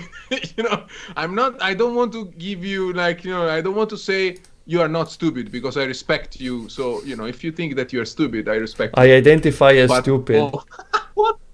I identify as stupid, but that's impossible. And now, what the fuck is going on with Gradle? I don't know. Okay, Oh, it here was you just go. having Okay. a Gradle moment. Like a stroke. Yes. So what I'm going to do is I'm going to enact my my evil plan, which is to go back to the previous state. So I'm going to check out this revision. I am going to add the thingy thing here. And that should generate the 1.json thing. Do you need the parameter in the database entity constructor I thingy? Don't think so, because this should just generate the schema anyway. Yeah, generated the schema. Oh, here you go. There you go. Yeah, the app crashes Okay. because blah, blah, blah. Don't care. It's fine. I will now, well, Send discard the the file changes because I don't To want Maia conflicts. via email. Yeah, I'm gonna print To that be sure. JSON and store it in a safe locker at the bank.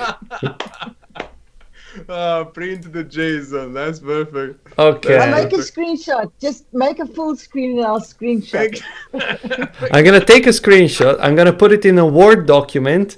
I'm gonna export it as a PDF. I'm gonna zip it, and then I'm gonna print the actual ones and zeros of the zip file. And Sebastiano, if you want, I have a old fax machine. Oh, right. Yeah. You can use. Well, I think my printer We can can also technically fax it. fax things. Maybe. Yeah. I don't know. Okay. Okay. I think this was is time. Let's finish the thing and then wrap it up for today because it's already way past Yeah. food time. Yeah, but wow, that was the. Can I say that was the biggest what the fuck of the month? Really? So far, it like, was hands down. definitely the biggest. Che cazzo sta succedendo? Che cazzo succede? Oh Gesù Cristo! È impossibile! Era impossibile! I mean, how does it work? I mean, why would you delete files? I mean, who does that? Well, Holy shit. Android Studio does. Thank God there is local history. Yeah. I mean, there's. I will never praise enough whoever invented local history, because that's like... Yeah, because you think about that, and it was like, yeah, but you have Control Z and you have Git, and then it was somebody in JetBrains like, no, we need local history. But why? Just so many times local history saved my ass. when you do a merge and you fuck it up so badly that even Git doesn't know what the fuck to do. And you're like, okay, wait a second, local history. Local history. Fuck it, I'm too old for this local history. But I think it's an underrated feature. Yeah, not many people know about it actually. So that's it's a bit of a shame. Okay, so. Well, now we have it live. How useful is it? I mean, that's good marketing for JetBrains. Yeah. What the fuck happened? Ci credo. Che cazzo succede? Oh, whatever. Oh my god, there was so random. I mean, it was super random. You had to code that feature, right? That feature to go and delete files. Like, you couldn't even think how you would start coding to randomly delete files just to confuse us. Why would you do that? How can it happen? How? I mean, it makes me laugh. It's so absurd. Oh Jesus! Why would you do that? Oh, I'm whatever. That was so random. And this is how you waste like half an hour. And people say, yeah, I didn't accomplish anything at work today because reasons. And that's what happens. This is the shit that happens all the time. This is so nice. Oh yeah, now we are co-routining. Now that I know how to do it, that's easy. Yeah, but actually it's nice because there is there are builders for everything. I mean, this compose fingers crossed. Come on. I'm gonna pick one that isn't duplicated. Quisque non mollis erat. Oh, snoozing. Okay, it works. What was it? Did it glitch? Oh, no, it's on the emulator or the stream? No, okay. It's yeah, and it's back. Oh, nice! Because after 5 seconds it pops up again. Yeah. So if I do it again, like the problem here is that it's not disappearing when we click it, which it should. Refresh. But it does. It just takes some time, and then it comes back. Okay. I think the problem is likely that the service is a bit hacky in the way it's done right now. It's just requerying all the things instead of just getting the new one. Because I'm lazy, but it's fairly easy to fix. It's fairly easy to fix in the sense that it is you get the value and you reassign this.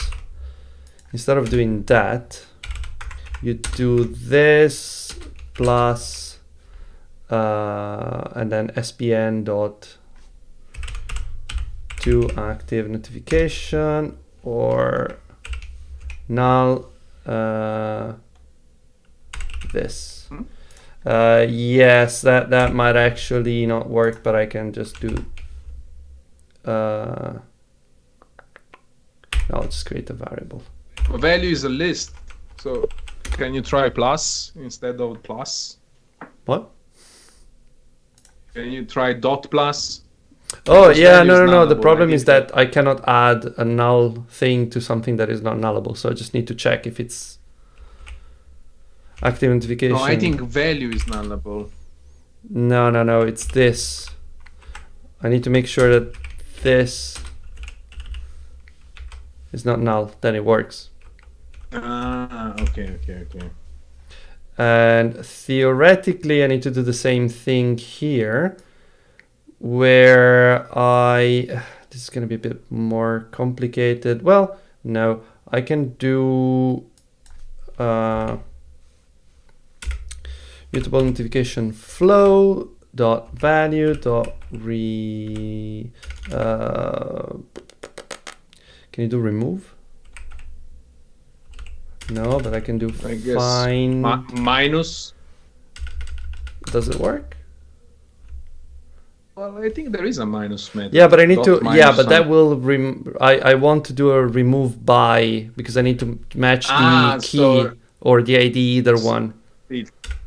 Filter. Because I don't want to because I can create this, like I can do this, but I don't think that the equals actually works because there's some weird shit in the native stuff, and I don't think they've implemented equals properly. I don't want to trust Filter. that equals works. So probably need to do something like this. Existing dot find it dot get was it persistable notification dot key is equal to sbn dot key, and this if it's not there, just return because I don't care, and this is minus existing. Okay, that should work. I am not guaranteeing that it will be faster. It might just be that there's a delay in the system in delivering these events anyway. But So now going away. yeah, Gone. it's gone. But Did it go away? And then it's popping up in a second, right? yeah, should be 5 Like seconds 5 plus delay plus. It's coming. It's coming. It's Oh coming. yeah, it just popped up at the bottom because reasons. No, because you added it, so probably it appended it to the list. Ah, right. They're not sorted. That's actually a good idea. I could sort this. Sorted. But why is it so slow to get off the list? Who knows? And the Well, we blank's can gone. investigate. Your blank notification's gone. Yeah, Yeah, but the that's blank is just gone. just Actually, an it's a- intermittent glitch. It's not our fault. It's Composer's fault, so that's fine. Okay, now they I should be subscribed, properly bug. sorted by timestamp. This doesn't even have a Okay. timestamp, so yeah, sure. But now if I do Vivamos, Vivamos should disappear. Yes. Boom. And it should show up. On. I don't know if it goes back exactly where it was, or if it does something else. Can you scroll at the bottom? Oh, it reversed the list. Vivamos is back, by the way. Is there? Okay. The list got a bit confused. Sorted by Oh, what? descending, first of all. But the thing is, I don't have a timestamp for all of them. Like, why is it not showing the timestamp for some of them is the thing, because I think they all have a timestamp, don't they? Yes, they do. And how is this Yeah, but set? This is set here in the when. The when always default value now, blah, blah, blah.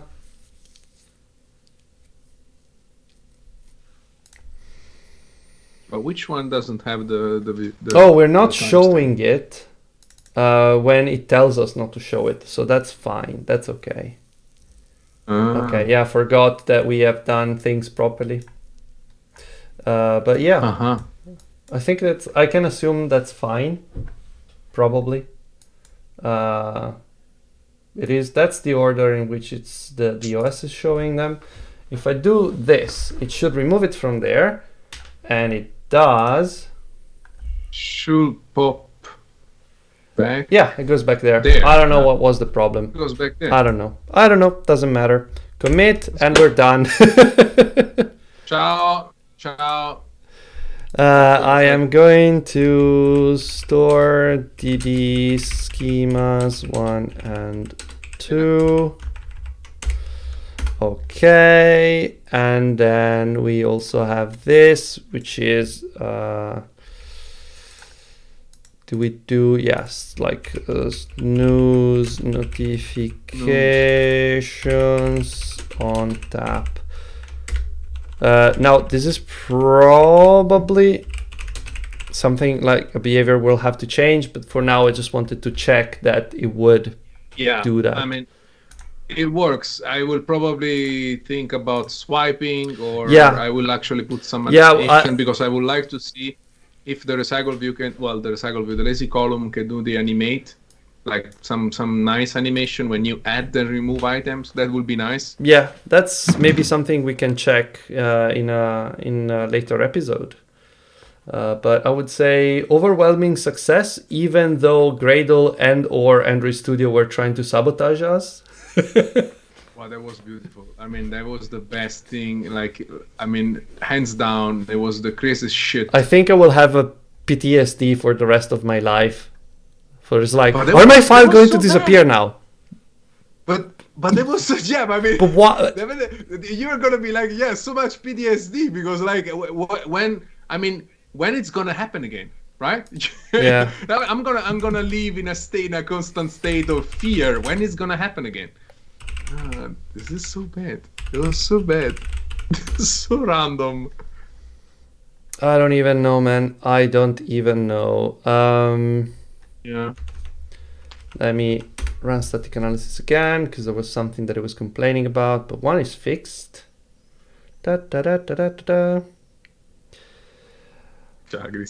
Okay, I think so. Detect one issue. Magic number. Fuck you, detect.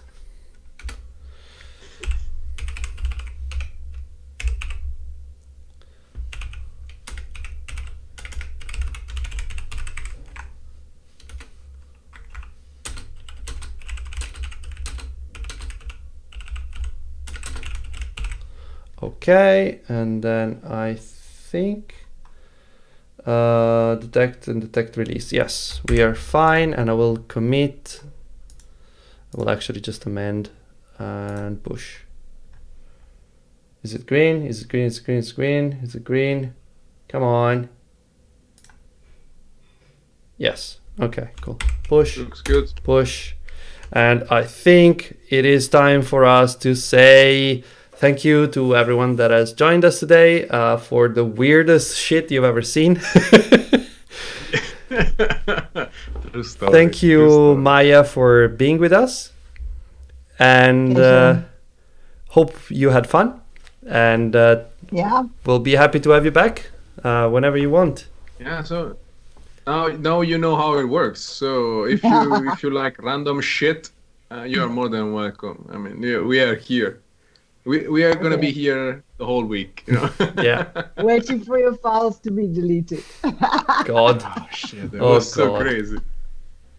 It was super crazy. I hate my life. Super crazy. Anyway, we'll see you all on time. Sunday. Yes, I'm hungry. We'll see you all on Sunday. We are going to be starting with the new time, which is 5 p.m. Europe and South Africa time. And I already forgot everything else, but in a second I'll put on the actual details. And just a reminder, it's like 8:13 in India. No, it's like something like that. But we'll have the times up in a second. And just another reminder, as we said on Twitter yesterday, we are going to take next Wednesday off. So because it's Republic Day in Italy, and it's a holiday, and we don't have many holidays that don't fall on a weekend this year, so we're going to take advantage of that, and we will see you on the Sunday instead. Once again, if you like the streams, just follow us. If you have Amazon Prime and you haven't done it already, subscribe. It's free for you. It gives us a bit of money that we can use to send you swag, so please do that. And that's all for today. And did you have anything to say? No? Just subscribe on YouTube if you're watching the VOD. Like the video.